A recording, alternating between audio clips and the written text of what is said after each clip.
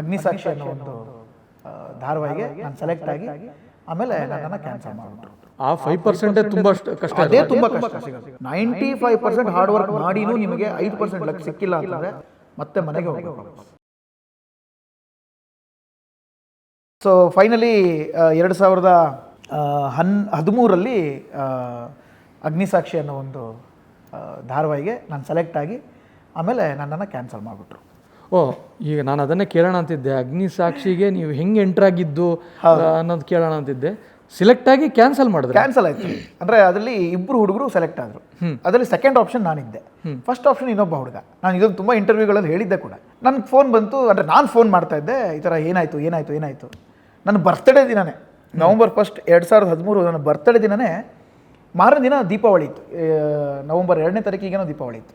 ನಾನು ಅಸೋಸಿಯೇಟಿಗೆ ಫೋನ್ ಮಾಡಿ ಏನಾಯಿತು ಆದರೆ ಹೇಳಿ, ಆಗಿಲ್ಲ ಅಂದರೂ ಹೇಳಿ ಅಂತ ಹೇಳಿ. ಅದೇನೋ ಗಟ್ ಫೀಲ್ ನನಗೆ, ಇಲ್ಲ ಈ ಕ್ಯಾರೆಕ್ಟರ್ ನನಗೆ ಬರುತ್ತೆ ಅನ್ನೋ ಗಟ್ ಫೀಲ್ ಇತ್ತು. ಅದೇನೋ ಹೇಳ್ತಾರಲ್ಲ, ಮ್ಯಾನಿಫೆಸ್ಟ್ ಅಂತ ಹೇಳ್ತಾರಲ್ಲ, ಪ್ರಾಬಬ್ಲಿ ಅದೇ ಇರ್ಬೋದೇನೋ. ಆ ಒಂದು ಇದರಿಂದ ನಾನು ಕೇಳ್ತಾ ಇದ್ದೆ. ಬಟ್ ಅವ್ರು ಅಂದರು, ಇಲ್ಲ ಬ್ರದರ್, ಅದು ಇನ್ನೊಬ್ಬ ಹುಡುಗ ಬಂದಿದ್ನಲ್ಲ ಅವ್ನು ಸೆಲೆಕ್ಟ್ ಆಗಿಬಿಟ್ಟಿದ್ದಾನೆ, ಸೊ ನಾಡಿದ್ರಿಂದನೇ ಶೂಟು. ಅದೇನೋ ಗೊತ್ತಿಲ್ಲ, ಯೂಶ್ವಲಿ ನಾನು ಕೊರಗೋನಲ್ಲ, ಬಟ್ ಇದು ಭಾರಿ ಕೊರಗ್ಬಿಡ್ತು ನನಗೆ. ನಾನು ವಾಪಸ್ ಊರಿಗೆ ಹೋಗ್ಬಿಟ್ಟಿದ್ದೆ, ಇದು ಆಗಲ್ಲ ಗುರು. ಚಾನಲ್ ಹೆಡ್ ಲೆವೆಲಿಗೂ ನಾನು ಹೋಗಿ ರೀಚ್ ಆಗಿದ್ದೀನಿ, ಆದರೂ ಆಗಿಲ್ಲ ಅಂತಂದರೆ ಆಯಿತು ಸಾಕು, ಇನ್ನು ಊರಿಗೆ ಹೋಗಿ ಡ್ಯಾನ್ಸ್ ಕ್ಲಾಸು ಏನೋ ಮಾಡ್ಕೊಂಡಿರೋಣ, ತೊಂದರೆ ಇಲ್ಲ, ಅದೇ ಮಾಮೂಲಿ ಮೇಸಲ್ಲ ಅಂತ. ಸೊ ವಾಪಸ್ಸು ಅಲ್ಲಿ ಹೋದೆ. 15 ದಿನ ಆಲ್ಮೋಸ್ಟ್ ಒಂಥರ ತುಂಬ ಬೇರೆ ಝೋನಲ್ಲೇ ಇದ್ದೆ ನಾನು, ಸೀರಿಯಸ್ ಆಗಿ ಹೇಳಬೇಕು ಅಂದರೆ. ಏನೋ ಗೊತ್ತಿಲ್ಲ, 16ನೇ ದಿನಕ್ಕೆ ವಾಪಸ್ ಅದೇ ಪ್ರೊಡಕ್ಷನಿಂದ ಕಾಲ್ ಬರುತ್ತೆ, ಯು ಆರ್ ಸೆಲೆಕ್ಟೆಡ್ ಬನ್ನಿ ಅಂತ. ನಾನು ಏನು ರೀ ಆಟಾಡ್ತಿದ್ದೀರಾ, ಆಗಿಲ್ಲ ಶೂಟಿಂಗ್ ಆಲ್ರೆಡಿ ಸ್ಟಾರ್ಟ್ ಆಗಿದೆ ಅಂತ ಹೇಳಿದ್ರೆ ಹೆಂಗೆ ಕರಿತಿದ್ದೀರಾ ಇವಾಗ? ಇಲ್ಲ ಆ ಹುಡುಗಂದೇನೋ ಪ್ರಾಬ್ಲಮ್ ಆಯಿತು, ಸೊ ಚಾನಲ್ ಅವ್ರು ನಿಮ್ಮನ್ನೇ ಸೆಲೆಕ್ಟ್ ಮಾಡಿದ್ದಾರೆ ಬನ್ನಿ. ನಂಗೆ ನಂಬಿಕೆ ಇಲ್ಲ, ಬಟ್ ಆದರೂ ಓಕೆ ನೋಡೇ ಬಿಡೋಣ ಅಂದ್ಬಿಟ್ಟು ಬೆಂಗಳೂರು ಬಸ್ ಹತ್ಕೊಂಡು ಹೋದೆ. ನೀವು ಊರಿಗೆ ಹೋಗಿದ್ರಿ? ವಾಪಸ್ ಊರಲ್ಲೇ ಇದ್ದೆ ನಾನು, ಯಾಕಂದ್ರೆ ಇದು ಆಗಲ್ಲ ಅಂತ ಗೊತ್ತಾಯ್ತು ನನಗೆ. ಹೋಗ್ತೀನಿ, ETV Kannada office Shivananda circle ಹತ್ರ ಇತ್ತು ಆವಾಗ ಜೆ ಡಿ ಅಂತ ಒಬ್ಬರಿದ್ದರು. ಅವರು ಮೇಲ್ಗಡೆ ಕೂತ್ಕೊಂಡಿದ್ದೀನಿ, ತಿಂಡಿನೂ ತಿಂದಿರಲಿಲ್ಲ.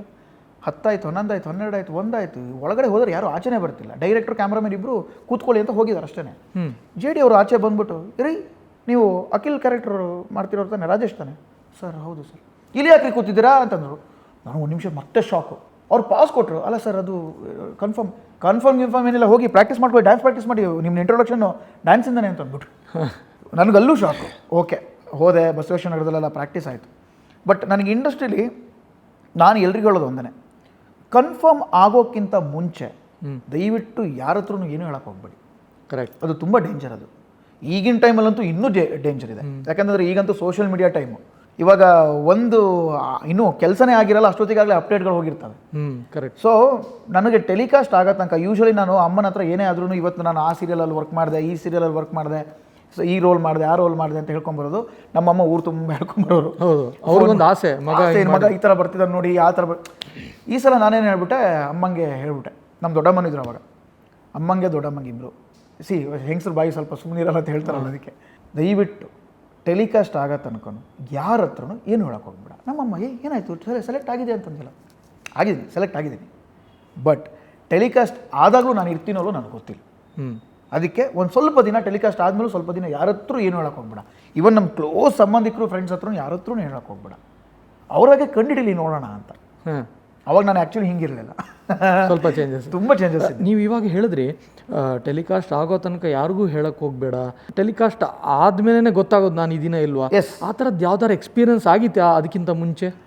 ಆ ಥರ ಎಕ್ಸ್ಪೀರಿಯನ್ಸ್ ಆಗಿರಲಿಲ್ಲ. ಬಟ್ ಏನು ಅಂತಂದರೆ, ಸುಮ್ಮನೆ ಕರ್ಸೋದು, ಕಂಟಿನ್ಯೂಟಿ ರೋಲ್ ಅಂತ ಕರ್ಸ್ಕೊಂಡು, ಆಮೇಲೆ ನೋಡಿದ್ರೆ ಅಲ್ಲಿ ಯಾವುದೋ ಹಿಂದೆಗಡೆ ಬ್ಯಾಕ್ಗ್ರೌಂಡಲ್ಲಿ ನಿಲ್ಸ್ಕೊಂಡು ಫ್ರೆಂಡು ನಿಮ್ಮದು ಡೈಲಾಗ್ ಬರುತ್ತೆ, ಸುಮ್ಮನೆ ಕೈ ಕಟ್ಕೊಂಡು ನಿಂತಿರಿ, ಈ ಥರ ಎಲ್ಲ ಹೇಳಿ 1-2 ಸೀರಿಯಲಲ್ಲಿ ಆಗಿತ್ತು ನನಗೆ. ಸೊ ಅಗ್ನಿಸಾಕ್ಷಿಗಿಂತ ಮುಂಚೆ ನೀವು ಆಲ್ರೆಡಿ ಕ್ಯಾಮ್ರಾ ಫೇಸ್ ಮಾಡಿದ್ದೆ. ಬದುಕು ಅಂತ ಒಂದು ಸೀರಿಯಲನ್ನು ಮಾಡಿದ್ದೆ, ಆಕಾಶದೀಪ ಅಂತ ಒಂದು ಸೀರಿಯಲನ್ನು ಮಾಡಿದ್ದೆ, ಆಮೇಲೆ ಇನ್ನೊಂದು ಯಾವುದೋ ಒಂದು ಸೀರಿಯಲನ್ನು ಮಾಡಿದ್ದೆ.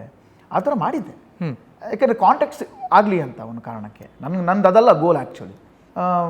ಬಟ್ ಆ ಎಕ್ಸ್ಪೀರಿಯನ್ಸ್ ಇತ್ತಲ್ಲ, ಬೇಡ ವೇಟ್. ಆಮೇಲೆ ಅಗ್ನಿಸಾಕ್ಷಿಲಿ one of the major supporting role ಅದು. ಹೌದು, ಅಂದರೆ ಮೇಜರ್ ಸಪೋರ್ಟಿಂಗ್ ಲೀಡ್ ಅಂತಲೇ ಹೇಳ್ಬೋದು ನಾನು. ಅಲ್ಲಿ ಎಲ್ರಿಗೂ ಅವ್ರದ್ದೇ ಆದಂಥ ಕ್ಯಾರೆಕ್ಟರ್ ಪ್ರಾಮುಖ್ಯತೆ ಇತ್ತು. ಬಟ್ ಆದ್ರೂ ಕೆಲವೊಬ್ಬರು ನನಗೆ ಹೇಳಿದರು, 6 ಮಂತ್ಸ್ ತನಕನೂ ನಿಮ್ದು ಕ್ಯಾರೆಕ್ಟರ್ ಇದ್ದೇ ಇರುತ್ತೆ, ನೀವೇ ಇರ್ತೀರ ಅಂತ ಗ್ಯಾರಂಟಿ ಇಲ್ಲ. ಏನು ಬೇಕಾರಾಗ್ಬೋದು, ಅಕಸ್ಮಾತ್ ನೀವು ಚೆನ್ನಾಗಿ ಕಾಣಿಸಿ ನಾನು ಚೇಂಜು ಮಾಡ್ಬೋದು, ಈ ಥರ ಎಲ್ಲ ಇತ್ತು. ಬಟ್ ಗಾಡ್ ಗ್ರೇಸ್ ಎಲ್ಲರನ್ನೂ ಆಡಿಯನ್ಸ್ ಬೇಗ ರಿಸೀವ್ ಮಾಡಿಬಿಟ್ರು ಅಗ್ನಿಸಾಕ್ಷಿಲಿ. ಅವ್ರವ್ರ ಕ್ಯಾರೆಕ್ಟರ್ಗೆ ಅವ್ರವ್ರದೇ ಆದಂಥ ಒಂದು ರೆಕಗ್ನಿಷನ್ ಸಿಗ್ತಾ ಹೋಗಿತ್ತು. ಆ ಟೈಮಿಗೆ ಅದು ತುಂಬ ಪೀಕ್ ಸೀರಿಯಲ್. ಪ್ರಾಬಬ್ಲಿ ಆ ಪೀಕ್ ಸೀರಿಯಲ್ಗಳನ್ನು ಇತ್ತೀಚಿನ ದಿನಗಳಲ್ಲಿ ನೀವು ನೋಡೋಕ್ಕೆ ಸಾಧ್ಯನೇ ಇಲ್ಲ. ಯಾಕಂದರೆ ಎಲ್ಲ ಪೀಕ್ಗಳು ಬರ್ತವೆ, ಹೇಳ್ತಾರೆ ನಾನು ಆ ಸೀರಿಯಲ್ ಮಾಡಿದ್ದೀನಿ, ಈ ಸೀರಿಯಲ್ ಮಾಡಿದ್ದೀನಿ. ನಮ್ಗೆ ಆ ಸೀರಿಯಲ್ ಮಾಡಿದ್ದೀನಿ ಅಂತ ಹೇಳ್ಕೊಳ್ಳೋದೇ ಬೇಡ, ಜನನೇ ರೆಕಗ್ನೈಸ್ ಮಾಡಿ. ಆ ಗ್ರ್ಯಾಟಿಟ್ಯೂಡ್ ಯಾವಾಗಲೂ ಇರುತ್ತೆ ನಮಗೆ. ಅದಷ್ಟು ಈಸಿಯಾಗಿ ಒಬ್ಬ ನಟನಿಗೆ ಸಿಗಲ್ಲ, ಈವನ್ ಸಿನಿಮಾದಲ್ಲೂ ಕೂಡ.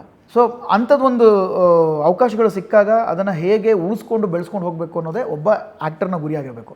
ಈ ಟೈಮಲ್ಲಿ ಏನಾಗ್ಬಿಡುತ್ತೆ, ಸುಮ್ಮನೆ ಒಂದು ಒಳ್ಳೆ ಕ್ಯಾರೆಕ್ಟರ್ ಕಾಣಿಸ್ಕೊಂಡ್ರೆ ಸಾಕು, ಅವನು ಎದೆ ಉಬ್ಬಿಸ್ಕೊಂಡು ನಡೆಯೋ ರೀತಿನೇ ಬೇರೆ, ಅವನಿಗೆ ಕಣ್ಣೇ ಕಾಣಿಸಲ್ಲ, ಆ ಥರ ಆಗ್ಬಿಡುತ್ತೆ. ನಿಮ್ಮ ಥರ ಮಾಸ್ಕ್ ಹಾಕ್ಕೊಂಡಿರ್ತಾರೆ. ಸೊ ಆ ಥರ ಆಗೋಗುತ್ತೆ. ನಾವು ಅದನ್ನೆಲ್ಲ ದಾಟಿ ಒಬ್ಬ ದೊಡ್ಡ ಆರ್ಟಿಸ್ಟ್ ಏನು ಫೇಮ್ ನೋಡಬೇಕು ಅದನ್ನೆಲ್ಲ ನೋಡಿ ಬಂದಿದ್ದು. ಇವಾಗಲೂ ಹೊರಗಡೆ ಹೋದಾಗ ನಮ್ಮ ಅದನ್ನೇ ಗುರುತಿಸ್ತಾರೆ ಅಂತಂದರೆ ಅದು ಮುಗಿದು 6 ವರ್ಷ ಆಗಿದೆ. ಹೌದೌದು, ಈಗ 7 ವರ್ಷ ಮುಗಿದು 7 ವರ್ಷ. ಇವಾಗ ಇನ್ನೊಂದು ಅಗ್ನಿಸಾಕ್ಷಿ ರಿಟರ್ನ್ಸ್ ವಾಪಸ್ ಇನ್ನೊಂದು ಅಗ್ನಿಸಾಕ್ಷಿ ಅಂತ ಹೆಸರಿಟ್ಕೊಂಡು ಒಂದು ಸೀರಿಯಲ್ ಬರ್ತಿದ್ರು ಹೊರಗಡೆ ಹೋದಾಗ ನಮ್ಮನ್ನು ಗುರ್ಸೋದು ಅದೇ ಬ್ರ್ಯಾಂಡ್ ನೇಮಿಂದ. ಆ ಹೆಸರು ಬೇಕಲ್ಲ ಪ್ರತಿಯೊಬ್ಬ. ಹೌದು. ನಿಮಗೆ ಅಷ್ಟೆಲ್ಲ ಸ್ಟ್ರಗಲ್ ಮಾಡಿಕೊಂಡು ಬ್ಯಾಕ್ ಡ್ಯಾನ್ಸರ್ ಆಗಿದ್ರಿ, ಅದಾದಮೇಲೆ ನೀವೇ ಏನೋ ಒಂದು ಕ್ಯಾಮ್ರಾ ತೊಗೊಂಡು ಶೂಟ್ ಮಾಡಿದ್ರಿ, ಚಿಕ್ಕ ಪುಟ್ಟ ರೋಲ್ಗಳು ಮಾಡೋಕ್ಕೆ ಶುರು ಮಾಡಿದ್ರಿ, ಬೆಂಗಳೂರಿಗೆ ಬಂದು ಕೈಯಲ್ಲಿ ₹1 ದುಡ್ಡಿಲ್ಲ, ಆಡಿಷನ್ ಕೊಡ್ತಾಯಿದ್ದೀರಾ, ರಿಯಾಲಿಟಿ ಶೋ ಒಂದು ಮಾಡಿದ್ರಿ. ಇಷ್ಟೆಲ್ಲ ಕಷ್ಟ ಅನುಭವಿಸಿ ಒಂದು ಒಳ್ಳೆ ಪ್ರಾಜೆಕ್ಟಲ್ಲಿ ಒಂದು ಒಳ್ಳೆ ಪ್ರಾಮಿನೆಂಟ್ ರೋಲ್ ಸಿಕ್ಕಿ ಅದು ಜನರಿಗೆ ಇಷ್ಟ ಆದಾಗ, ನಿಮ್ಮನ್ನು ಗುರ್ಸೋಕ್ಕೆ ಶುರು ಮಾಡಿದಾಗ ನಿಮ್ಮ ಮನಸ್ಸಲ್ಲಿ ಏನು ಅನ್ನಿಸ್ತು ಆ ಮೊಮೆಂಟಿಗೆ? ಆಬ್ವಿಯಸ್ಲಿ ನಂಗೆ ಬ್ಲೆಸ್ಡ್ ಅಂತ ಅನಿಸ್ತು. ಯಾಕೆಂದರೆ ಎಲ್ಲರೂ ಹೇಳೋರು, ಅಂದರೆ ತುಂಬ ಜನ ನನಗೆ ಈ ಮಾತು ಹೇಳಿದರು. ಯಾಕೆ ಅದಕ್ಕೆ ನಾನು ಹೇಳಿದ್ದು, ಎಲ್ರಿಗೂ ಈ ಅವಕಾಶ ಸಿಗಲ್ಲ. ಕರೆಕ್ಟ್. ಕಲಾದೇವಿ ಎಲ್ರಿಗೂ ಒಲಿಯಲ್ಲ. ಈಗ ನಾನು ಹೇಳೋದು ಒಂದೇ, 95% ಹಾರ್ಡ್ ವರ್ಕ್ ಇಂಡಸ್ಟ್ರಿಲಿ. ಬಟ್ ಆ 95ಇಂದ ಇನ್ನೂ 5 ಆ್ಯಡ್ ಆದ್ರೇ 100 ಆಗೋದು. ಹೌದು. ಆ 5% ಇನ್ನೂ 5% ಏನಿದೆ ಅದು ಲಕ್ ಬೇಕು. ಆ 5% ತುಂಬ ಕಷ್ಟ, ಅದೇ ತುಂಬ ಕಷ್ಟ ಸಿಗೋದು. 95% ಹಾರ್ಡ್ ವರ್ಕ್ ಮಾಡಿನೂ ನಿಮಗೆ 5% ಲಕ್ ಸಿಕ್ಕಿಲ್ಲ ಅಂತಂದರೆ ಮತ್ತೆ ಮನೆಗೆ ಹೋಗ್ಬೇಕು ವಾಪಸ್. ಪ್ರಾಬಬ್ಲಿ ಆ 100% ಕಂಪ್ಲೀಟ್ ಆಗೋದಕ್ಕೆ ಈ ಎಲ್ಲನೂ ಇತ್ತು ಪ್ರಾಬಬ್ಲಿ. ಸೊ ಅದೆಲ್ಲ ಮ್ಯಾಟ್ರ್ ಆಗಿನೇ ನಮ್ಗೆ ಅಗ್ನಿಸಾಕ್ಷಿ ಆಗಿದ್ದು, ನಾನೊಬ್ಬ ಆ್ಯಕ್ಟರ್ ಅಂತ ಗುರುಸ್ಕೊಂಡಿದ್ದು. ಸೊ ಆ ಗ್ರ್ಯಾಟಿಟ್ಯೂಡು ಅದು ಯಾವಾಗಲೂ ಇದ್ದೇ ಇರುತ್ತೆ. ಅದನ್ನು ಯಾವತ್ತು ನಾನು ಅದನ್ನೇ ಹೇಳಿದ್ದು, ಆ ಹೆಸರನ್ನ ಉಳಿಸ್ಕೊಂಡು ಬೆಳೆಸ್ಕೊಂಡು ಹೋಗಬೇಕು. ಕರೆಕ್ಟ್. ಅದಕ್ಕೆ ಸ್ಟಿಕ್ ಆನ್ ಆಗಿ ನಾನು ಅದು ಮಾಡಿದ್ದೆ, ನಾನು ಇದು ಮಾಡಿದ್ದೆ, ನನ್ನ ಎಕ್ಸ್ಪೀರಿಯನ್ಸ್ ಏನು ಗೊತ್ತಾ, ಅದೆಲ್ಲ ವರ್ಕ್ ಆಗಲ್ಲ. ದೌಲತ್ತುಗಳು, ಅದು ಮಾತುಗಳು ಯಾವತ್ತೂ ವರ್ಕ್ ಆಗಲ್ಲ. ದೌಲತ್ ಅನ್ನೋದಕ್ಕಿಂತ ನಾನೇನೋ ಮಾಡ್ಬಿಟ್ಟು ದಬಾಕ್ಬಿಟ್ಟಿದ್ದೀನಿ ಅಂತ ಒಂದು ಇರ್ತಾರೆ ಗೊತ್ತಾ, ಅದು ಯಾವತ್ತೂ ಯಾರಿಗೂ ವರ್ಕ್ ಆಗಲ್ಲ. ಅದೇ ನಾನು ಆವಾಗ ಹೇಳ್ದಂಗೆ, ನಾವು ಎಷ್ಟೇ ಎತ್ತರಕ್ಕೆ ಬೆಳೀಲಿ ಅಥವಾ ಏನೇ ಆಗಿರಲಿ, ನಮ್ಮ ಮೂಲ, ನಾವು ಎಲ್ಲಿಂದ ಬಂದಿದ್ದೀವಿ, ನಮ್ಮ ತನ ಅನ್ನೋದನ್ನು ಯಾವತ್ತೂ ಬಿಡಬಾರ್ದು. ಹೌದು, ಖಂಡಿತ. ಸೊ ಅದಾದಮೇಲೆ ಒಂದಷ್ಟು ಸೀರಿಯಲ್ಗಳು ಮಾಡ್ತೀರಾ, ಒಂದಷ್ಟು ಸಿನಿಮಾಗಳು ಸ್ವಲ್ಪ ಮಾಡ್ಕೊಂಡು ಬರ್ತಾ ಇರ್ತೀರಾ. ಈ ಗ್ಯಾಪಲ್ಲಿ ಡೈರೆಕ್ಟರ್ ಆಗಬೇಕು ಅನ್ನೋ ಆಸೆನಾ ಅಥವಾ ಹುಚ್ಚ, ಅದೇನದು? ಬಿಗಿನಿಂಗಿಂದ ನಿಮ್ಗೆ ಹೇಳಿದೆ, ಫ್ರೆಂಡ್ ಸರ್ಕಲ್ ಅಂತ ಒಂದು ಮೂವಿನ ನಾನೇ ಡೈರೆಕ್ಟ್ ಮಾಡಿ ಎಲ್ಲ ಕಂಪ್ಲೀಟ್ ಸಿನಿಮಾ ಅನ್ನೋ ಒಂದು ಪ್ರೊಸೆಸ್ನ ತಿಳ್ಕೊಂಬಂದಿದ್ದೆ. ಬಟ್ ಇದು ಅದೇ ಪ್ರೊಸೆಸ್ ಅಲ್ಲ, ಬಟ್ ನನಗೆ ಗೊತ್ತಿರೋ ಒಂದು ಪ್ರೊಸೆಸ್ನ ತಿಳ್ಕೊಂಬಂದಿದ್ದೆ, ಬೇಸಿಕ್. ಈ ಗ್ಯಾಪಲ್ಲಿ ಏನಾಯಿತು, ಸೀರಿಯಲ್ ಮಾಡ್ತಾ ಮಾಡ್ತಾ ಪ್ರತಿಯೊಂದು ಲೈಟಿಂಗ್ ಏನು, ಕ್ಯಾಮ್ರಾ ಆ್ಯಂಗಲ್ಸ್ ಏನು, ಇದು ಹೇಗೆ ಟೆಕ್ನಿಕಲಿ ವರ್ಕ್ ಆಗುತ್ತೆ, ವಾಟ್ ಈಸ್ ದ ಸ್ಕ್ರಿಪ್ಟ್, ಇದನ್ನೆಲ್ಲ ನಾನು ಬೇಸಿಕಲಿ ಸೀರಿಯಲ್ ಜೊತೆಗೆ ಶಾರ್ಟ್ ಫಿಲ್ಮ್ಸ್ಗಳನ್ನು ಮಾಡ್ತಾ ಬಂದೆ. ಇಲ್ಲ, ನಾನು ಕಲಿಬೇಕು. ಬರೀ ಆ್ಯಕ್ಟ್ರಾಗಿ ಉಳ್ಕೊಂಡ್ರೆ ಯಾರೋ ಬಂದು ಚಾನ್ಸ್ ಕೊಡ್ತಾರೆ, ಯಾರೋ ಬಂದು ಪ್ರೊಡ್ಯೂಸರು ನನಗೆ ಅಡ್ವಾನ್ಸ್ ಕೊಟ್ಬಿಟ್ಟು ನೀನು ಹೀರೋ ಅಂತ ಹೇಳ್ತಾರೆ. ಅದೆಲ್ಲ ನಾನು ಆ ಒಂದು ಮೂಢನಂಬಿಕೆಲ್ಲ ನಾನು ಇರಲೇ ಇರಲಿಲ್ಲ. ತುಂಬ ಜನಕ್ಕೆ ಅದು ಆಗಿರ್ಬೋದು, ಅದು ಸುಳ್ಳಲ್ಲ. ಬಟ್ ನಾನು ಆ ಒಂದು ಮನಸ್ಥಿತಿಲಿ ಇರಲಿಲ್ಲ. ಇಲ್ಲ, ಇದು ನಾನೇನೋ ಮಾಡಲೇಬೇಕು ಅಂದ್ಕೊಂಡು ಶಾರ್ಟ್ ಫಿಲ್ಮ್ಸ್ ಮಾಡಿದೆ, ಒಂದು ಟೆಲಿಫಿಲ್ಮ್ ಥರ ಮಾಡಿದೆ. ಈ ಥರ 5-6 ಪ್ರಾಜೆಕ್ಟ್ನ ಮಾಡ್ತಾ ನನ್ನ ಎಕ್ಸ್ಪೀರಿಯನ್ಸ್, ನನ್ನ ಫೌಂಡೇಶನ್ ನಾನೇ ಒಂದೊಂದೇ ಸೃಷ್ಟಿ ಮಾಡ್ಕೊಂಬಂದೆ. ಈ ಟೈಮಲ್ಲಿ 2020 ಕರೋನಾ ಟೈಮಲ್ಲಿ ಯಾವುದೋ ಒಂದು ಮೂವಿಗೆ ರಿಕ್ವೈರ್ಮೆಂಟ್ ಇತ್ತು ಅಂತ KR ಪುರಮ್ಗೆಲ್ಲ ಹೋಗಿದ್ದೆ. ಅಲ್ಲಿ ನನಗೆ ವೆಂಕಟೇಶ್ ರಾವ್ ಅಂತ ಒಬ್ಬರು ಪ್ರೊಡ್ಯೂಸರ್, ಅವರು ಅದಕ್ಕೆ ಕೋ ಪ್ರೊಡ್ಯೂಸರ್. ಅವರು ಸುಮ್ಮನೆ ಒಂದು ಮಾತು ಹೇಳಿದರು, ಪ್ರೊಡ್ಯೂಸರ್ ಸಿಗೋದು ದೊಡ್ಡ ವಿಚಾರ ಇಂಡಸ್ಟ್ರಿ. ಹೌದು, ಕತೆ ಗೀತೆ ಏನಾದ್ರು ಇದ್ದರೆ ಒಂದು ಸಲ ಅಪ್ರೋಚ್ ಮಾಡಿ ಸರ್, ನಾನು ಪ್ರೊಡ್ಯೂಸ್ ಮಾಡ್ಬೋದು ಅಂತ ಅಂದ್ಕೊಂಡಿದ್ದೀನಿ. ಹೌದಾ ಸರ್, ಓಕೆ. ಯೂಶ್ವಲಿ ಹೇಳ್ತಾರೆ, ಸರ್ ಏನು ಸರ್ ಬಜೆಟ್ ನೋಡಿ ಸರ್, ಒಂದು 30-40 ಲಕ್ಷದಲ್ಲಿ ನೋಡಿ. ಸರಿ ಆಯಿತು ಸರ್. ಆಲ್ಮೋಸ್ಟ್ ಒಂದು 8-9 ತಿಂಗಳಾಯಿತು. ನಾನೇನು ಅವ್ರಿಗೇನು ಮತ್ತೆ ಕಾಂಟ್ಯಾಕ್ಟ್ ಮಾಡೋಕ್ಕೆ ಹೋಗಿರಲಿಲ್ಲ. ಬಟ್ ಅವರೇ ಕೇಳ್ತಾಯಿದ್ರು, ಸರ್ ಏನಾದ್ರು ಸಬ್ಜೆಕ್ಟು ಏನಾರು ಆಯಿತಾ ಸರ್. ಅವರಾಗೆ ಬಂದು ಕೇಳ್ತಿದ್ದಾರೆ ಅಂತಂದಾಗ ನಾನೇ ಇಂಟ್ರೆಸ್ಟ್ ತೊಗೋತಿಲ್ಲ ಅಂತಂದರೆ ಅದು ನನ್ನ ಒಂದು ಇದಾಗತ್ತೆ, ಪ್ರಾಬ್ಲಮ್ ಆಗುತ್ತೆ. ಬೇಡ, ಯುಟಿಲೈಸ್ ಮಾಡೋಣ ಇದನ್ನು. ಅದಾಗೆ ಬರ್ತಾಯಿದೆ ಅಂತಂದಾಗ ಆವಾಗ ಸಿಕ್ಕಂಥ ಕತೆನೇ ಬಾಲಾಜಿ ಫೋಟೋ ಸ್ಟುಡಿಯೋ. ಆ ಕತೆನ ಅಭಿ ಅಂತ ನನ್ನ ಫ್ರೆಂಡ್ ಒಬ್ಬ ಪೋಸ್ಟರ್ ಡಿಸೈನರ್, ಅವನು ಒಂದು ಹೇಳ್ತಾನೆ, ಮಗ ನಿನಗೆ ಅಂತ ಒಂದು ಸಬ್ಜೆಕ್ಟ್ ಮಾಡಿದ್ದೀನಿ ನೋಡು ಅಂತ. ಅದನ್ನು ಹೇಳಿದಾಗ ತುಂಬ ಕ್ಯಾಚಿ ಅನಿಸ್ತು. ಸುಮಾರು ಸಬ್ಜೆಕ್ಟ್ ಮಾಡಿದ್ವಿ. ಅವಾಗ ನನ್ನ ಅಣ್ಣ ತಂಗಿ ಅಂತ ಒಂದು ಸೀರಿಯಲ್ ಶೂಟಲ್ಲಿ ನಾನು ಚನ್ನಪಟ್ಟಣದಲ್ಲಿದ್ದೆ.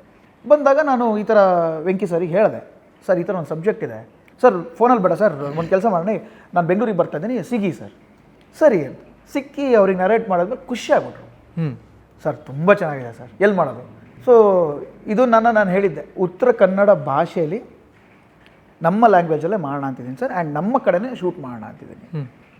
ಸೊ ಈ ಸೈಡ್ ಓಕೆ ಸರ್. ಆಮೇಲೆ ನಿಮ್ಮ ಎಕ್ಸ್ಪೀರಿಯನ್ಸ್ ಏನಿದೆ ಸರ್ ಇಂಡಸ್ಟ್ರಿಯಲ್ಲಿ ತೋರಿಸಿದೆ, ನನ್ನ ವರ್ಕ್ಗಳು, ಡೈರೆಕ್ಷನ್ ಮಾಡಿದ ವರ್ಕ್ಗಳು ಹಿಂಗಿದೆ ಹಿಂಗಿದೆ. ಅವ್ರು ನೋಡಿ ಖುಷಿಪಟ್ಟರು, ಸರ್ ಪೊಟೆನ್ಷಿಯಲ್ ಚೆನ್ನಾಗಿದೆ ಸರ್ ಇದು, ಸರ್ ನೀವು ಮಾಡ್ತೀರಾ ಸರ್, ನಿಮಗೆ ಬ್ಯಾಕ್ಗ್ರೌಂಡಲ್ಲಿ ಏನೋ ಎಕ್ಸ್ಪೀರಿಯನ್ಸ್ ನೀವು ಇಲ್ಲದೇ ನೀವು ಸಡನ್ನಾಗಿ ಹೋಗಿ ಒಂದು ಕ್ಯಾಮ್ರಾ ಹಿಂದೆ ನಿಂತ್ಕೊಂಡು ಆ್ಯಕ್ಷನ್ ಕಟ್ ಹೇಳ್ತೀರಾ, ಮುಂದೆ ಬಂದು ಆ್ಯಕ್ಟ್ ಮಾಡ್ತೀರಾ ಅಂದರೆ ಹೆಂಗೆ ಸಾಧ್ಯ? ಚಾನ್ಸ್ ರೆಸ್ಪಾನ್ಸಿಬಿಲಿಟಿ, ಅಯ್ಯೋ ತುಂಬ ದೊಡ್ಡ ರೆಸ್ಪಾನ್ಸಿಬಿಲಿಟಿ. ಯಾಕಂದ್ರೆ ಅಷ್ಟೊಂದು ಬಜೆಟಿಗೆ ನೀವು ರೆಸ್ಪಾನ್ಸಿಬಿಲಿಟಿ. ಹೌದು. ಸೊ ಅದಕ್ಕೆ ಆದಂಥ ಒಂದು ಪ್ರಿಪ್ರೇಷನ್ಸ್ ಎಲ್ಲ ಬೇಕೇ ಬೇಕಿತ್ತು. ಅದು ನಾನು ಮಾಡ್ಕೊಂಡಿದ್ದೆ, ಅದೇ ನನ್ನ ಫೌಂಡೇಶನ್. ಅಲ್ಲಿಂದ ಡೈರೆಕ್ಷನ್ ಅನ್ನೋ ಸ್ಟಾರ್ಟ್ ಆಗಿ ಬಾಲಾಜಿ ಫೋಟೋ ಸ್ಟುಡಿಯೋ ನನ್ನ debut cinema, direction and acting. So ಈಗಲೂ ಇಂಡಸ್ಟ್ರಿಯಲ್ಲಿ ಒಂದು ಕ್ರಿಟಿಕಲಿ ಅಕ್ಲೇಮ್ಡ್ ಸಿನಿಮಾ ಅಂತಂದರೆ ಬಾಲಾಜಿ ಖುಷಿ ಆಗುತ್ತೆ. ಸೂಪರ್. ಸೊ ರಾಜೇಶ್ ಅವರೇ, ಒಂದು ಒಳ್ಳೆ ಸಿನಿಮಾ ಕನ್ನಡ ಇಂಡಸ್ಟ್ರಿ ಕೊಟ್ರಿ, ಬಾಲಾಜಿ ಫೋಟೋ ಸ್ಟುಡಿಯೋ. ಸೊ ಮುಂದುವರಿತಾ ನಿಮ್ಮ ಇಷ್ಟು ಎಕ್ಸ್ಪೀರಿಯನ್ಸ್ನ ಇಟ್ಕೊಂಡು ಒಂದಷ್ಟು ಪ್ರಶ್ನೆಗಳನ್ನ ಕೇಳ್ತೀನಿ. ಆ್ಯಕ್ಟ್ರ್ ಆಗೋನಿಗೆ ಅವನ ಮನಸ್ಥಿತಿ ಎಷ್ಟು ಸ್ಟ್ರಾಂಗ್ ಆಗಿರಬೇಕು? ಅಂದರೆ ಏನಕ್ಕೆ ಈ ಪ್ರಶ್ನೆ ಅಂತ ಹೇಳಿದ್ರೆ, ಈ ಫೀಲ್ಡಲ್ಲಿ ನೀವು ಹೇಳ್ದಂಗೆ ಬರ್ತಾ ಕೈಯಲ್ಲಿ ದುಡ್ಡಿರಲಿಲ್ಲ, ಇನ್ನೊಂದು ಸಕ್ಸಸ್ ಸಿಗತ್ತಾ ಅನ್ನೋದು ಗೊತ್ತಿಲ್ಲ, ಸಿಕ್ಕಿದ್ರೆ ಅದನ್ನು ಹೇಗೆ ಯೂಸ್ ಮಾಡಬೇಕು ಅನ್ನೋದನ್ನು ನಾವು ತಿಳ್ಕೊಂಡಿರಬೇಕು. ಇವಾಗ ಸಕ್ಸಸ್ ಸಿಗ್ಬೋದು, ನಾಳೆ ದಿವಸ ಮತ್ತೆ ಬೀಳ್ಬೋದು. ಈ ಥರ ಇದ್ದಾಗ ಅವನ ಮನಸ್ಥಿತಿ ಎಷ್ಟು ಗಟ್ಟಿ ಇರಬೇಕು? ಅಂದರೆ ಎಷ್ಟೋ ಜನ ತನಗೆ ಅದು ಆಗಲ್ಲ ಅಂತ ಬಿಟ್ಟು ಹೋಗಿದ್ದು ಉಂಟು, ಅಥವಾ ಎಷ್ಟೋ ಜನ ಡಿಪ್ರೆಷನ್ಗೆ ಹೋಗಿರೋದು ಇದೆ, ಒಂದಷ್ಟು ಜನ ಇರೋದು ಇದೆ. ಕಾರಣ ಬೇರೆ ಬೇರೆ ಇರ್ಬೋದೇನೋ, ಬಟ್ ಆದರೆ ಒಬ್ಬ ಆ್ಯಕ್ಟ್ರನ ಮನಸ್ಥಿತಿ ಎಷ್ಟು ಗಟ್ಟಿ ಇರಬೇಕು? ತುಂಬ ಅಂದರೆ ತುಂಬ will power important. Physically mentally ಎರಡೂ ತುಂಬ ಸ್ಟ್ರಾಂಗ್ ಇರಬೇಕು. ಈಗ ನಾನೇ ಹೇಳಿದೆ, ನಾನೇ ಗಿವ್ ಅಪ್ ಮಾಡಿ ಇಲ್ಲ ಆಗಲ್ಲ ಅಂತ ಊರಿಗೆ ಹೋದೆ. ಪ್ರಯತ್ನ ಇತ್ತಲ್ಲ, ಹಿಂದೆ ನಡೆದಂಥ ಪ್ರಯತ್ನ, ಅದೇ ನಾನು ಹೇಳಿದ್ದು, ಹಾರ್ಡ್ ವರ್ಕ್. 95% hard work. ಆ ಒಂದು ಲಕ್ ಅನ್ನೋ ಒಂದು 5% ಬರೋದಕ್ಕೆ ನಮ್ಮ ಟೈಮ್ ಅನ್ನೋದು ತುಂಬ ಇಂಪಾರ್ಟೆಂಟ್. ಅದು ಬರುತ್ತೆ ಒಂದಿನ. ಪ್ರತಿಯೊಬ್ಬ ಮನುಷ್ಯಂಗೂ ಹಾರ್ಡ್ ವರ್ಕ್ ನೀವೇನು ಮಾಡಿದ್ರಿ ಅದಕ್ಕೆ ತಕ್ಕಂಗೆ ಯೂನಿವರ್ಸ್ ನಿಮಗೆ ಲಕ್ ಅನ್ನೋದು ಕೊಡೋದು. ನಿಮ್ಮ ಹಿಂದೆ ಏನು ನಡೆದಿರುತ್ತೆ ಅನ್ನೋದು ಅದಕ್ಕೂ ಗೊತ್ತಿರುತ್ತೆ, ಅದು ನೋಡಿರುತ್ತೆ. ಇವನ ಪ್ರಯತ್ನ ಎಷ್ಟು ಮಾಡಿದ್ದಾನೆ ಇವನ ಒಂದು ಕೆಲಸಕ್ಕೆ. ಅದೇ ಹೇಳ್ತಾರಲ್ಲ, ನಾನು ಪಟ್ಟಂಥ ಶ್ರಮಕ್ಕೆ ನಂಗೆ ಪ್ರತಿಫಲ ಸಿಕ್ತು ಅಂತ. ಅದು ಹೆಂಗೆ? ಈ ಗಿವ್ ಅಪ್ ಮಾಡಿ ಹೋಗೋರೆಲ್ಲ ಯಾವ ಕೆಲಸನೂ ಕಂಪ್ಲೀಟ್ ಮಾಡೋರಲ್ಲ. ಈಗ ನಾನೇ ಆವಾಗ 2 ಸಲ ಹೇಳಿದೆ, ನಾನು ಒಂದು ಸಲ ಒಂದು ಕೆಲಸ ಹೇಳಿದ್ರೆ ನಾನು ಕಂಪ್ಲೀಟ್ ಮಾಡೋದಕ್ಕೆ ಬಿಡಲ್ಲ ಅಂತ. ಆ ಕಂಪ್ಲೀಟ್ ಮಾಡೋದಕ್ಕೆ ನಂಗೆ 95% ನಾನು ಹಾರ್ಡ್ ವರ್ಕ್ ಮಾಡಲೇಬೇಕು. ಪ್ರತಿಯೊಬ್ಬಂಗೂ ಟೈಮ್ ಬರುತ್ತೆ. ಟೈಮ್ ಬರಲ್ಲ ಅನ್ನೋದು ಯಾವುದು, every dog has a day, ಅದೇನೋ ವರ್ಡಿಂಗ್. ಅದು ನಾಯಿಗೆ ಅದನ್ನು ಹೋಲಿಸ್ತೀವಿ ಅನ್ನೋ ಥರ ಇದ್ದರೆ, ಮನುಷ್ಯ ನಾವು ಏನು ಬೇಕಾದ್ರೂ ಮಾಡ್ಬೋದು. ಸೊ ಯಾರ್ಯಾರು ಎಲ್ಲಿಂದ ಎಲ್ಲೆಲ್ಲಿಗೂ ಹೋಗಿದ್ದಾರೆ. ಅದರಲ್ಲೂ ಬಿಟ್ಟು ಊರಿಗೆ ಬಂದಿರೋರು, ಯಾವುದೋ ಊರಿಂದ ಬೆಂಗಳೂರಿಗೆ ಬಂದು ಅವರ ಒಂದು ಶ್ರಮಕ್ಕೆ ಪ್ರತಿಫಲ ಸಿಕ್ಕಿಲ್ಲ ಅಂತಂದರೆ ಅವರು ಹಾರ್ಡ್ ವರ್ಕ್ನ ಕಮ್ಮಿ ಮಾಡಿದ್ದಾರೆ ಅಂತ ಅರ್ಥ. ಸೊ ಯೂಶಲಿ ನಾನು ಹೇಳೋದು, ಬೆಂಗಳೂರು ಅನ್ನೋ ಒಂದು ದೊಡ್ಡ ಈ ನಗರ ಸಾಗರ ನಿಮ್ಗೆ ಊಟ ಹಾಕದೆ ಇರೋದಿಲ್ಲ, ಆರಾಮಾಗಿ ಊಟ ಹಾಕುತ್ತೆ. ಸೊ ಅದಕ್ಕೆ ನಾವು ಪಡುವಂಥ ಕಷ್ಟ ಏನಿದೆ ಅದು ಪಡಲೇಬೇಕು. ಅವರವರ ಮನಸ್ಥಿತಿ ಅವ್ರನ್ನ ಆ ಥರ ಮಾಡಿರ್ಬೋದು. ಕೆಲವೊಂದು ಹೇಳಿದ್ರೆ ನೀವು ಬೀಪ್ ವರ್ಲ್ಡ್ ಆ ಲೆವೆಲಿಗೆ ಅವ್ನು ಹೋಗ್ತಾನೆ ಅಂತಂದರೆ ಅವನ ಒಂದು ಮೆಂಟಲಿಟಿ, ಆ ಥರ ಮೆಂಟಲ್ ಇಶ್ಯೂಸ್ಗಳು ಇರಬಹುದು. ಮನೆಯ ಪರಿಸ್ಥಿತಿ ಆಗಿರ್ಬೋದು, ಅಥವಾ ಅವನಿಗೆ ಲೈಫೇ ಸಾಕು ಅನ್ನೋದಾಗಿರ್ಬೋದು, ಅದೆಲ್ಲ ಬಂದಿರ್ಬೋದು. ಬೆಳೆದಿರೋ ರೀತಿನೂ ಎಸ್ ಅವನ ವಾತಾವರಣನೂ ಹಾಗಿರ್ಬೋದು. ಅದು ತಪ್ಪು ಅಂತ ನಾನು ಹೇಳಲ್ಲ, ಬಟ್ ಅದನ್ನು ಓವರ್ಕಮ್ ಮಾಡಬೇಕು. ಅಥವಾ ನನ್ನ ಲೈಫೇ ಮುಗಿಸ್ಕೊಂಬಿಡೋಣ ಅನ್ನೋದೊಂದೇ ಅಲ್ಲ, ಹುಟ್ಟಿದ್ದೇ ನಾವು ಸಾಧನೆ ಮಾಡೋಕ್ಕೆ. ರವಿ ಸರ್ದು ಒಂದು ವರ್ಡೇ ಇದೆ, ಹುಟ್ಟೋದು ಯಾಕೆ ಸಾಯೋದು ಯಾಕೆ, ಏನಾದರೂ ಸಾಧಿಸಿ ಹೋಗೋಕ್ಕೆ. ಹಂಸಲೇಖ ಅವ್ರು ಬರೆದಿರೋದು. ಆ ವರ್ಡ್ನ ಯಾವಾಗಲೂ ನೀವು ಕೆಳಗಡೆ ಬಿದ್ದಾಗ ನೆನೆಸ್ಕೊಳ್ಳಿ. ಅಥವಾ ನೀವು ಈ ಹಿಂದೆ ಏನೋ ಒಂದು ಬಹುಮಾನನೋ, ಒಂದು ಪ್ರಶಸ್ತಿನೋ, ಒಂದು ಚಿಕ್ಕ ಮೊಮೆಂಟೋ ಒಂದು ಶೋಕೇಸಲ್ಲಿ ಇಟ್ಟಿರ್ತೀರ.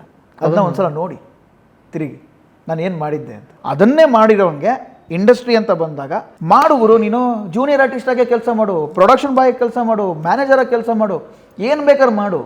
ನೀನು ಇಂಡಸ್ಟ್ರಿಯಲ್ಲಿ ಗುರ್ತಿಸ್ಕೊಳ್ಳೋದಕ್ಕೆ ನಿನ್ನ ಪಾತ್ರೆ ತೊಳೆದ್ರೂ ಏನೂ ತಪ್ಪಿಲ್ಲ. ಕೆಲವೊಬ್ಬರಿಗೆ ಒಂದು ಈಗೋ ಇಶ್ಯೂಸು, ನಾನು ಯಾಕೆ ಇದು ಮಾಡಲಿ, ನಾನು ಯಾಕೆ ಅದು ಮಾಡಲಿ. ಗುರು, ನೀನು ಇಂಡಸ್ಟ್ರಿಲಿ ಇರಬೇಕಲ್ವಾ, 4 ಜನ ಪರಿಚಯ ಆಗು. ನಿನ್ನ ಟ್ಯಾಲೆಂಟ್ನ ಹೊರಗೆ ತೊಗೊಂಬರೋದಕ್ಕೆ ಯಾರೋ ಒಬ್ಬನ ಕಡೆಯಿಂದ ಅದನ್ನು ಗುರ್ಸ್ಬೋದಲ್ವಾ. ಹೌದು, ಹೇಳ್ಕೊ, ನನಗಿದಿಷ್ಟ, ನಾನು ಅದು ಮಾಡಿದ್ದೀನಿ, ತೋರಿಸು. ಯಾರಿಗೂ ಇಂಟ್ರೆಸ್ಟ್ ಇಲ್ಲ, ಹೋಗಪ್ಪ ಅನ್ನೋ ಥರ ಇದ್ರೆ ಬಿಟ್ಟಾಗ ತಲೆ ಕೆಡಿಸ್ಕೊಬೇಡ, ಇನ್ನೊಬ್ಬಂಗೆ ತೋರಿಸು. ನಿಮ್ಮ ಹಠನ ನೀವು ಸಾಧನೆ ಮಾಡಿಲ್ಲ ಅಂತಂದರೆ ಎಲ್ಲೂ ಯಾರೂ ರೆಕಗ್ನೈಸ್ ಮಾಡಲ್ಲ. ಬರೀ ಇಂಡಸ್ಟ್ರಿ ಅಂತಲ್ಲ, ಯಾವ ಫೀಲ್ಡಲ್ಲೂ ಬೆಳೆಯೋಕ್ಕಾಗಲ್ಲ. ಎಲ್ಲೂ ನಥಿಂಗ್. Be humble. ಅದು ತುಂಬ ಇಂಪಾರ್ಟೆಂಟ್, ತುಂಬ ಇಂಪಾರ್ಟೆಂಟ್. ನೀನು ಎಷ್ಟೇ ಎತ್ತರಕ್ಕೆ ಹೋಗು ಅಥವಾ ನೀನು ಹೋಗ್ದೇ ಇರು, ಬಿ ಹಂಬಲ್. ಮರ್ಯಾದೆ ಕೊಟ್ಟು ಮರ್ಯಾದೆ ಇಸ್ಕೊ. ಈಗ ತುಂಬ ಈಸಿ ವೇ ಅಂತಂದರೆ, ನಾನು ರೀಲ್ಸ್ ಮಾಡಿದೆ, ನಾನು ಸೋಷಿಯಲ್ ಮೀಡಿಯಾದಲ್ಲಿ ಯಾರ್ದೋ ಲಿಪ್ಸಿಂಕ್ ಮಾಡಿದೆ, ಬಂದೆ ಅಂಥವ್ರನ್ನ ತುಂಬ ಜನ ಸೀರಿಯಲ್ ಇಂಡಸ್ಟ್ರಿಗೂ ಬಂದು ಹೀರೋ ಆಗಿ ಮೆರೆದು ಏನೇನಾದ್ರು ಅನ್ನೋದನ್ನು ನೋಡಿದ್ದೀವಿ. ನಿಮ್ಮ ಪ್ರಕಾರ ಆ್ಯಕ್ಟರ್ ಆದವನು ಫೈನಾನ್ಷಿಯಲಿ ಸೆಟ್ಲ್ ಆಗೋದು ಕಷ್ಟನಾ? ಇಂಡಸ್ಟ್ರಿಗೆ ಬಂದು ನಾನು ದುಡಿತೀನಿ ಅಂತಂದರೆ ಇಮಿಡಿಯೇಟ್ ಆಗಲ್ಲ. ಈಗಿನ ಟೈಮಲ್ಲಂತೂ ತುಂಬ ಕಷ್ಟ. ಎಷ್ಟೋ ಕಡೆ ನೀವು ನೋಡಿರ್ಬೋದು, ಪೇಮೆಂಟ್ ಸಿಗದೆ ಮೀಡಿಯಾಗೆ ಬಂದು ಜಗಳ ಆಡಿ, ಅದೇ ಹೇಳಿದ್ನಲ್ಲ ನೀರಿನ ಮೇಲಿನ ಗುಳ್ಳೆ.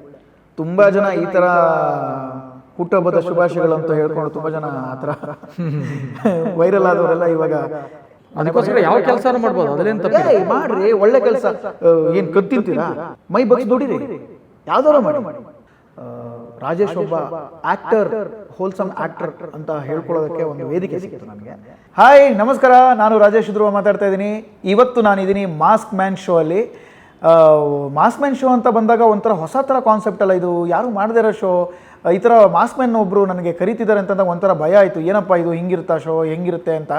ಬಟ್ ನಿಜವಾಗ್ಲೂ ಹೇಳ್ತೀನಿ, ಪ್ರತಿಯೊಬ್ಬರು ಲೈಫ್ ಸ್ಟೋರಿನ, ಅವರ ಒಂದು ಮೆಮೊರೀಸ್ನ ಅಥವಾ ಎಕ್ಸ್ಪೀರಿಯನ್ಸ್ನ ಮೆಲುಕು ಹಾಕೋದಕ್ಕೆ ಅಥವಾ ಇನ್ನೊಬ್ಬರಿಗೆ ಅದನ್ನು ಇನ್ಸ್ಪೈರ್ ಮಾಡೋದಕ್ಕೆ ಒಂದು ಶೋ ಬರ್ತಾ ಇದೆ ಅಂತ ಹೇಳೋದಕ್ಕೆ ಖುಷಿ ಆಗುತ್ತೆ. ಅದೇ ಮಾಸ್ಕ್ ಮ್ಯಾನ್ ಶೋ. ಹಾಗೆ ಈ ಪಾಡ್ಕಾಸ್ಟ್ ಬೈ ಮಾಸ್ಕ್ ಮ್ಯಾನ್ ಚಾನಲ್ನ ಸಬ್ಸ್ಕ್ರೈಬ್ ಮಾಡ್ಕೊಳ್ಳಿ, ಬೆಲ್ ಬಟನ್ ಒತ್ತಿ, ನಿಮಗೆ ಎಲ್ಲ ಅಪ್ಡೇಟ್ಗಳು ಬರ್ತಿರ್ತವೆ. Thank you.